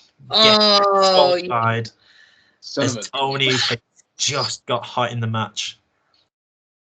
Tony collapsed to his knees in absolute disappointment, frustration. Oberman lay on the back with what can only be described in some quarters as a shit cheese eating grin because Tony couldn't win. Bowed before Tony, clapping him, giving him his flowers, as he kept saying. Overman retains via DQ. Tony wins the match. So where this might possibly lead, who knows? But it's the rare time I've been at a match and everyone was genuinely devastated. Yeah, I was. That is the power that Tony Wright can bring. If it's anyone else that loses that match, you just go, oh, that's bad. Yeah, no, people were literally devastated. He's the man. He's so loved. He really We is. love him. Definite spotlight. Yeah, incoming spotlight there. And the final match of the weekend, well, for me at least, was a four corners match for the Tag Team Championship featuring a Gen 1, which is James Grayson and Prince Pele. Yep. The 05 in Harvey Dukes and Deck Henry. Went blind then for deaf. Blank. I'll get it right eventually. Blank, that's the word. There you go. that film that Gene Wilder and Richard Pryor didn't do. So you had Gen 1, the 05, FTM. Nice. Tom McCall and Critchy. More towsery. Awesome. With the champions in the meat wagon. Lovely. This was a fun match for the tag titles. No one wanted to tag FTM in. Obviously, because I bet Critchy was shouting something and awful. no one wanted them to win. Of course. But it was funny that everyone was chanting, anyone but Scousers, anyone but Scousers. Unbeknownst that Prince Pele is going. Everyone that knew this were laughing. Yeah. So you had certain sides just going, anyone but Scousers, anyone but Pele just going. I mean, Exactly. And then there was cries behind him. Not you, Pele. You don't count. Which is so funny. Everyone, but as I said, no one wanted to tag FTM in. We had a spot with Meat Wagon where they exchange Grayson doing suplexes. So you had Troy Ryan putting Grayson in a suplex. Anderson Daniels tags in. He then comes in, takes over mid suplex. So he's holding him up. Ryan then tags himself back in, and they do this spot over and over again. Yeah. So you had everyone beating each other up. We did start to see a mini storyline, I feel, with the 05 and FTM bickering, especially Dukes and Critchy, but Critchy's just an irritant anyway. Because with everyone. Yeah. To which even McCall's thinking, we should shut up. But they were going back and forth, sort of like during the match while the action's taking place. Then it seemed to boil over with Critchy and Dukes kind of like arguing. Meat Wagon come in, so we're all trying to like break each other up. Like everyone's trying to separate them two. Meanwhile, Pele and Grayson kind of go shh, creep round the back. Grayson lies on his back, and Pele goes to make the pinfall. It would still count as a victory because they haven't got the outlaw rule in. But got to about the 2 count, everyone realised, and everyone just dives on top of Pele to stop the count. Smart though. Brilliant. Smart guys. Smart. Daniel's just going, what the hell are you doing? Winning. That's what we're doing. Having a crack, you know. Winning. FTM in the 05 take a brawl into the crowd, leave the venue still brawling. I'm saying McCall and Henry I think McCall and Henry just thought we'll have a bit of a scrap, but we'll go into like the Union like cafeteria because it was open. Dukes and Critchy went out the side entrance, out the fire door. So we were left with Gen 1 and the Meat Wagon. Oh. Most people wanted Gen 1 to win. Yeah. Kind of, we choose you, we choose you. That's Hear like a Pokemon chant in a wrestling fan, but here we are. Well, They come out to the Pokemon theme song. The name's Gen 1, like third generation. Yeah, It's it's perfect. Whole Pokemon. But I don't recall hearing a Pokemon chant. No, they're Naldi chant. Yeah, I don't. Tesco's. But I've never heard a Pokemon chant. Just out of all the other potential chants you could have had, it's like, yeah, I'm not a Pokemon. I'm an Naldi one now. Tesco's. I'll have a drink because I've just realised my tea's stone cold. Oh no! What? What? Yeah. Oh, that's awful. Yeah, but as it was, Meat Wagon retained their titles despite a brave effort from Gen 1. But that wasn't it. Oh. We then had the Horde's music played. Gorgon went to make a speech, but they hadn't switched the microphone on. So he had to shout from the stage area, which thank God everyone was quiet for. Despite people shouting the microphone's not working. Came out with 2 people that were wearing masks. So we all thought it was members of the Horde or ones we already know. No, it was 2 new members, brackets, removed their masks, and it was none other than the star killer Dave Birch. Oh, shit. Aiton Steen of Forbidden Planet. Oh. They came down and surrounded the ring with the Meat Wagon completely, kind of much like General Custer, I suppose is probably one term. But then Steen kind of winked at the Meat Wagon and saw both Steen and Birch do super kicks to the Horde. Nice. They all left. Steen then proudly told us that he needed time to take off his shirt, which he did, which I know Joe from Dammit Vacant would love. Joe. Loves Joe. To which he then grabbed the microphone, and Steen and Birch announced that Danger Zone on May 14th, or is it? No, April 14th. Nice. Get it right. At the Stockport Guildhall. It's on show 1, at least. The main event is going to be the Meat Wagon and Forbidden Planet, or as they will be called for one night, Forbidden Meat. I fucking love it. And just so I can get this in, Jack, if you are listening, I know you came out with that, but much like a certain podcast that you have taken credit for, they are using it. Don't be bringing in. Don't be starting. Starting more feuds. He said this before. He looks so joyful, and he brings the heat, man.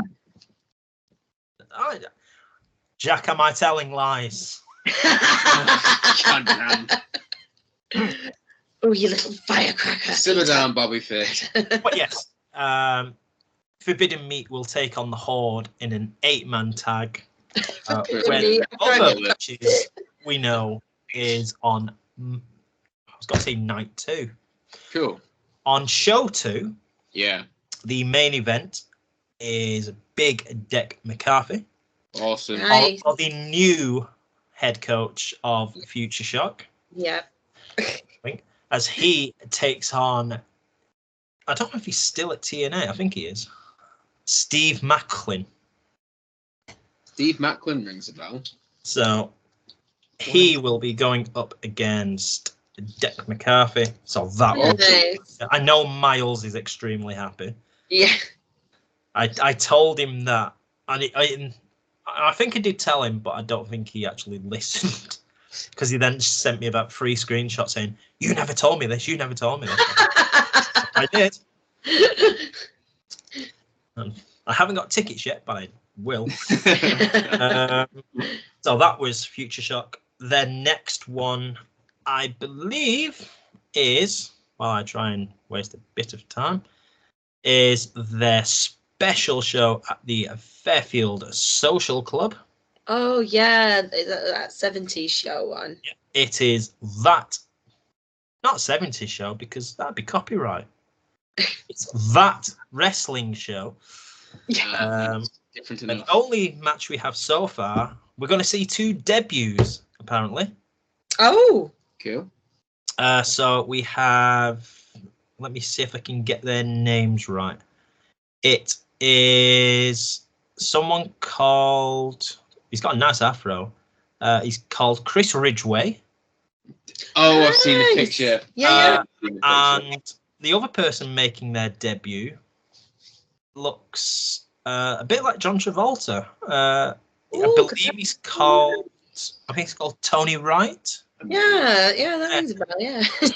or as Futureshock said, 2 up-and-coming wrestlers in the UK looking to make a name for themselves. So I am all here for it. Hopefully they do well. The picture that they've put of Tony Wright, it just fits. Like, he should wear that. He should get an outfit like that and wear that. Oh, yeah. But it's not photoshopped. No, it's not. Every other photo looks... I mean, is it just me that when I look at the Chris Ridgway one, it makes me think of either 3 Degrees or Doink minus makeup? Just me, then. I don't know 3 Degrees. That is literally all my reviews done. And I'll now hand it back into the capable hands of, well, I say capable. Capable. One half, I can say capable. Say hands. We make one functioning person. When both Mike and Nikki get together, it's like Megazord, but like Mega Pencil. There were those mechanical pencils where you can get different colours on the same pen. That's a mega pencil. Those mechanical pencils where you can get same colours on the same pen. I meant to. That's going to stop myself because I'm fucking tired. You are. We've been here for a minute. We've been having a good time, but I am so tired. So we're going to go into... Hello, I'm Jay Sherman, and this is Coming Attractions. Yeah, we just wanted to talk about a few little bits, but before I do that, I want to say thank you, Peter, because we've gone on a little Bridge Pro journey with you because we've obviously not been able to see it yet, and I've been dying to hear about the next show, the one that you just went to, because you set so much stuff up, especially with the brother sister thing. I thought it was great. So I really wanted to hear how that went. So thank you so much for doing that. And yeah, so coming attractions, we've got a few things have popped up, and over like a couple more match announcements here and there. I'm just going to throw out a few bits and bobs. Yep. So we are going to Infamous Dogs of War. Yes. And when is that? That is next month. April 12th. You know, I wish they'd done for that. What? That show. I really wished that they'd got Brian Blessed to do it. The Dogs of War. You know, Simon Miller does a really good like thingy voice, doesn't he? Like similar to that kind of big, loud, booming voice. I just Dogs of War. Listen to me shouting so close. So Dogs of War, that's happening on the 12th of April, and that is at Runcorn, Masonic Hall. And we talked about this last time. Yeah. That we were going to be going on to that. Main evented by Deck McCarthy and Isaac North. Isaac North for the title. I think so, yeah. Yeah. But we've got Joe Kessler versus Christy Quinlan. Lovely. That's going to be a good match. I'm excited for Hard that. hitting motherfuckers. I'm so excited for this to beat the shit out of each other, boys. But don't hurt yourselves in the long run. And we respect wrestlers and stuff like that. Beat the fuck out of each other. You tell them, Mike. You tell them. Yeah. Please and thank you, sir. Safely. And then they've also Infamous have got. They're not messing around this year. They've announced the next show pretty sharpish as well. They'll be following that one, and that's Masters of Mayhem, and it's got the infamous Masters of Mayhem 2 Electric Boogaloo, and we've got the infamous 8 Tag Tony going on all at the same time here. And so they have announced, and that is also at the Masonic Hall in Runcorn on the 28th of June. A June show. Nice one. Oh, that's not long before your birthday. That will count that as my birthday. Huh? Hopefully not as hot as last year. No. You had to have that fan pointing at us last year. Oh yeah. I was so grateful. You know what though? To those fans. Did okay in that room. Did a lot better than I thought we would. It's a really nice venue though. It was great. It's such a nice venue, and it really goes with the theme of Masters of Mayhem with the visual and it's pretty cool. But yeah, I'll bring my own fan just to be on the safe side. But they announced a match. Yes, they have. We've got a tag match. This is for the infamous 8 quarterfinals, and it is the Meat Wagon. They're getting around. They're everywhere. Versus go all around. Ian Skinner. And Charlie Vice. Really happy to see Charlie Vice come back. Skinner and Vice back again. Yeah, that's exciting. Really, really excited about that one. So that's going to be real interesting. There's going to be so much shithousery involved in this. It's going to be excellent. There's going to be so much of Ian just avoiding Troy there, and it's just been beautiful. So yeah, so that's kind of. Have we got anything else announced for that yet? No, but also just to add, Infamous recently uploaded some new match, about 3 or 4 matches and or shows actually. Sweet. To their YouTube, so go for free. Thank you, Uncle DJ. Thank you so much. So for free, you can go straight to Infamous YouTube and watch some banging shows that we've talked about. And please do. We'll be rewatching them for sure. Skinner and Jack Knudsen match is up on there as well, which I will never shut up about. No, that match fucks hard. It's good. Such a fucking good match. So good. On Pornhub. Huh? Sorry? I watch what I want to watch. We've got people heard what I said. We've got not Infamous, sorry. We've also got North that we'll be going to, which I'm excited about. I'm still super excited about. What else have they made an announcement for that? I don't think any matches have been made yet. Not yet, no, because they've got another show before that. They've got Monumental, on the 5th of April, which has got some real good looking matches. Leon Slater's going to be there too. Yes, so it is. It's going to be a good card. So I think we'll probably find out after that show what we're probably going to get, I imagine. And we've also got, Catch hopping, they're going over to the Bread Shed. And they've got a show coming up. When is that? We find the date. 31st. Yeah. 31st of March, and again we've got some absolute bangers lined up for that. It's Gimme Danger is the name of the show, and yeah, we've got Tony Wright, Ian Skinner. Who else have we got cracking on there as well? Oh yeah, we mentioned Danny Proper, Scotty. Think as well. There's that little Danny Proper video. Yeah. I will say as well, I am going to do a lowdown on what happens next week. So I'm going to do a preview for it. Thank you, because also this one, Aiton Steen versus Chris Ridgway. Yes. Already mentioned that to Mr. Penciled in. Yeah. And another show that I want to mention. So, as we all know, the WWE did a WWE thing, and they're doing a tour of the UK in the lead up to their Paris show. And as a result, there's quite a few clashes with some indie shows and stuff. So I will scream it from the rooftops. Please do go and support your local indies. Shows. You might as well. Like you will save a better show. You'll save a lot of money. I'm not saying like if you want to go to the WWE show, go to it. Yeah. But if you can also still go to your local indie and support it, please do. I'm trying to work out what clashes and what doesn't. There is a fantastic Google calendar of indie shows and things that Almost Odin has made. Oh my god! I will. Wonderful thing that is. Yeah, it's so great, and it's got all the shows and stuff, so you'll be able to see when things are happening. I'll put the link to that in the description box.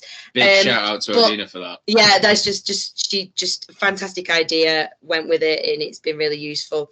So check out any resources you can, including that one, to find out what indie shows, because like for example, Peter just said himself, for a super low price of less than like 20 quid, you can get Emerson Jane, a man like Doris, who is currently on TNA, you know. But one show that has no clashes, and so I wanted to just shout them out anyway because they're doing excellent work. They've raised lots of money for just to support humanitarian aid and things like that. So Pro Wrestling Ceasefire, they've actually announced just that their show that is happening on the 21st of August, which is called Unauthorized Gate, that I think is still, that's not got a clash with any of the WWE shows. And where is that happening? It's in London, right? Yeah, it's down in London. So if you're down in London for anything in particular, go and check it out. They have had some absolutely fantastic, great matchups. Kanji Brooks and stuff like that. I was going to say, check out Kanji Brooks. That match is free on YouTube, and it's very, very good. It's people that have done nothing but sing its praises, and rightfully so, because it was just a cracking match. And we've got Chevs is going to be there. It's just going to be a banger. What have we got going on here? Yeah. So we got Charlie Evans versus Emerson Jane. What the fuck? That's such a good match. Right? And then Kanji and Jordan Breaks are teaming up against Connor Mills and Nico Angelo. Wow. First ever time tag team match as well, it says here. So awesome. Definitely, if you can, get yourself down to a PW Ceasefire. Everyone's super lovely. If you see Zuby and Mo, do say hello from us and give them a big hug, because they are the nicest people you can ever meet. Mambo, Gio, everyone, they're doing a lot there to raise money to help people out. And also, they say it on their advert, they are the cheapest bar. They've got the cheapest bar, 2 beers for £7, and there's only a couple of front row seats left, so definitely get yourself to the PW Ceasefire. I've got their t-shirt on, which it's the most ridiculously comfortable t-shirt. It's got this cute little guy. I've been trying to steal it for time. Their cute little mascot guy. He's adorable, and they are the most comfortable t-shirts as well. So get yourself some merch. If you can't go, you can actually buy a ticket. Like it's a non-ticket kind of thing, and it's a donation ticket, and I think it's £5. Yeah. So we've not been able to go because it's always down in London at the minute, but I do always try and buy that ticket to just chip in. So if I know there's lots of clashes and things, people are a little bit about it, completely get it, but there are shows that aren't clashing, and there's still ways to maybe see both. If you're a fan of wrestling and you've got the time, you owe it to yourself to go check that show out. Absolutely. Because it looks like some absolutely fantastic matches on there. There's been some absolute chaos with the referees. Just go and check out on their YouTube, because what they've done in the past, you can actually see, I believe, on YouTube. Yep.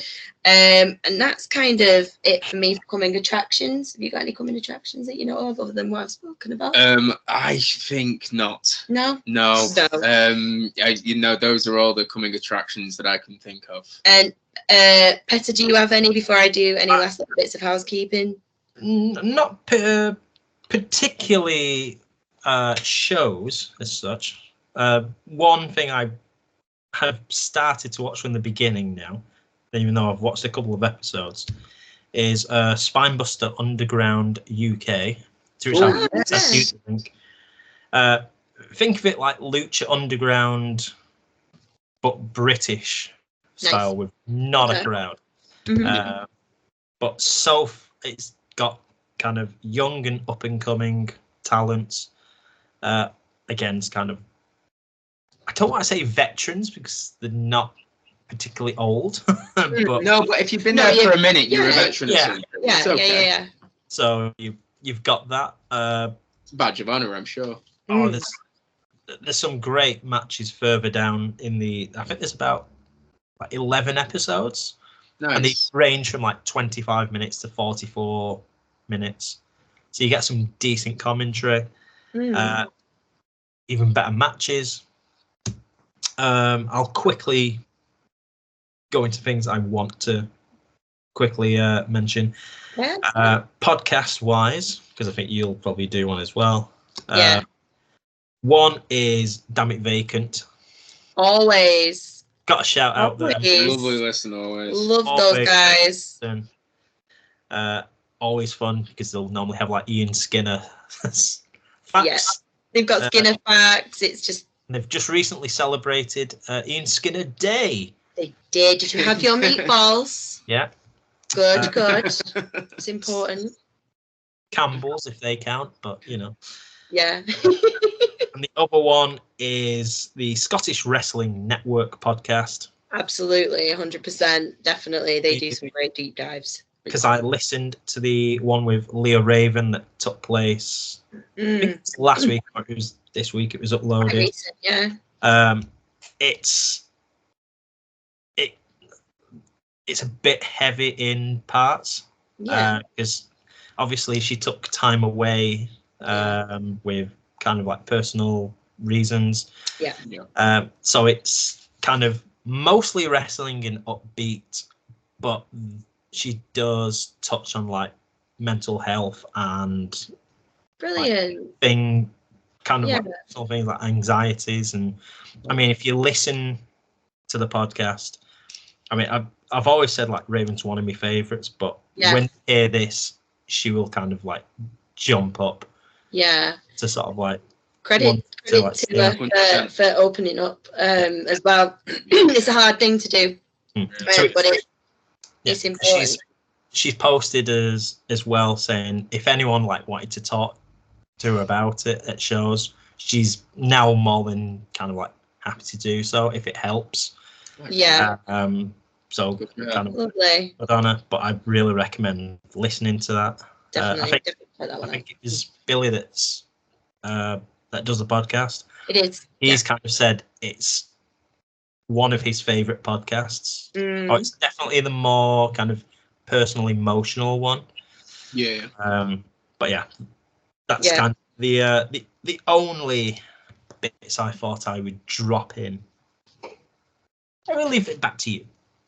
Oh, thank you. I agree with with everything you said there as well. Scottish Wrestling Network have done some really great kind of deep dives and kind of biographies, really, of independent wrestlers from all over. They've done a great Ian Skinner one. They're so detailed as well, and I think that very much worth a listen to, especially if you're trying to learn more about kind of especially the British and Scottish and everything independent scene. But I have a couple of little bitty bits. First off, I really want to say it was Elaine's, from Soft Pro, Soft Nation. It was Elaine's birthday this week. So I just want to say a big happy birthday to Elaine. Happy birthday, Elaine. I'm sure Lana sends her love. Oh, no doubt, 100%. Also, I saw that Lana, I couldn't watch it properly with the sound on because I saw it at 2 a.m. But she's done an outdoor promo, and I did see her, I heard the beginning of it, which is well, everybody's doing outdoor promos. Yes. So I'm going to do an outdoor promo. But it's so very Lana. She's looking very sexy, very glamorous, and it's just all going tits up. It's brilliant. she's clearly not made for the outdoor promo world, but we loved it. I'm sure you definitely watched that, Elaine. You'll love it. We took part in a quiz with the HCW show this week, where myself and Michael were separated and pitted against one another. We were. It was war in the house. It was the household at war. We sat in different rooms. We did. We were enemies for at least an hour. So when that comes out, please do check it out. We had a lot of fun. I was on Mr. Impact Craig's team. Do check out his podcast, Colin Spots. It's really great. It's nice and short as well. It doesn't like ours that goes on forever, so you can listen to it and not have to keep coming back to it. I love it. It's brilliant. Definitely check him out. And then I really wanted to talk about this. Render Bomb have brought out a podcast. Kayfabe. Oh, you're wearing a Render Bomb t-shirt. Be gay, do clotheslines.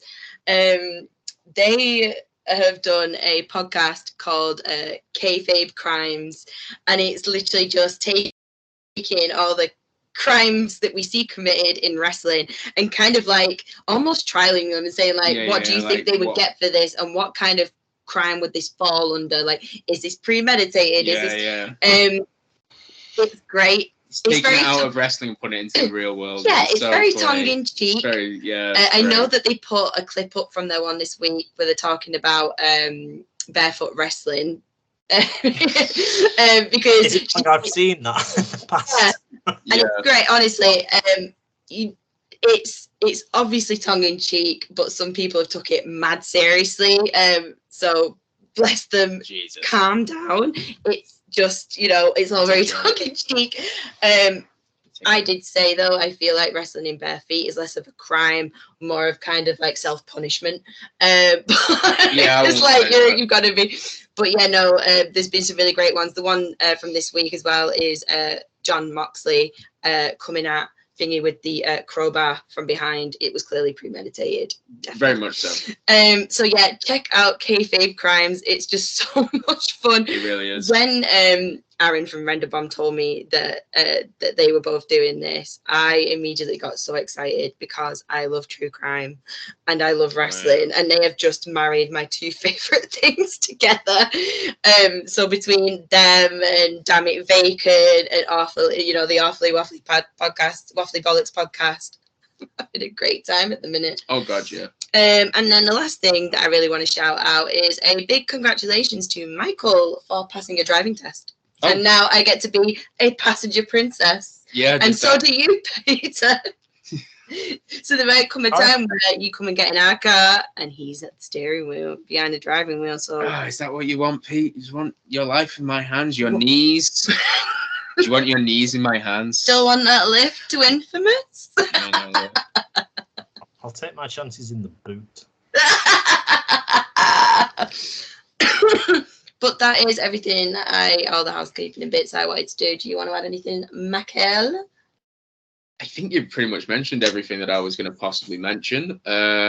Just the whole point of this is because we love wrestling in a positive way. Just go and enjoy some wrestling. If it's your local show, shout it out. If it's something on, if it's like a TV show, if it's WWE, don't be a dick about it. People watching the other shows, just embrace wrestling. It's for everyone. It's a good thing. And thank you to all the wrestlers who do the stuff that they do so that people like us can make podcasts where we get to talk with our friends about it. Mm-hmm. So everyone just keep doing what you're doing. You're doing a stellar job.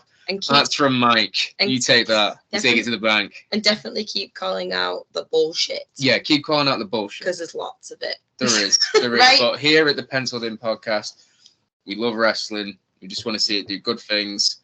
And thank you so much for listening and watching wrestling. Aggressive finger points. And all that good stuff. This is Politician Mike signing out. You've been told. You've been threatened. No, I'm normal Mike again. Hey, how's it going? That was the most positive threat. Yeah, that's how I do it. Nice. Get loved, get fucking treasured. You are fucking blessed. You are blessed, motherfucker. Have a blessed day. Have a blessed day, yeah? You. Good day. Are we done? Should we do our wave? Let's do our wave. I am gonna apologise if I've upset anybody there with aggressive finger pointing. No, some people don't like being pointed at, even through screens. Oh, it's alright. They're listening on Spotify because it's available on Spotify now. Just so you know, if you listen on Spotify, I gave you the middle finger all the way through that. They don't know. He just loved you so hard. I loved you so. Get fucking treasured. That's a lie, Mike. It is. Yeah, no. Yeah, that's. He did the entire time. You son of a bitch, Charlie. See, we are hideously positive, but we always have Charlie behind us flipping the middle fucking finger, just in case. Speaking of Charlie, Charlie's fundraiser is happening next month, right? April. He's got his Zipwire in LA. The GoFundMe is still going. In Vegas, I'm so tired, sorry. In Vegas, he's doing his Zipline, and the fundraiser is still going. Please donate. It's for a great cause. 100%. It's for Maggie's research, cancer research centers. Rocking.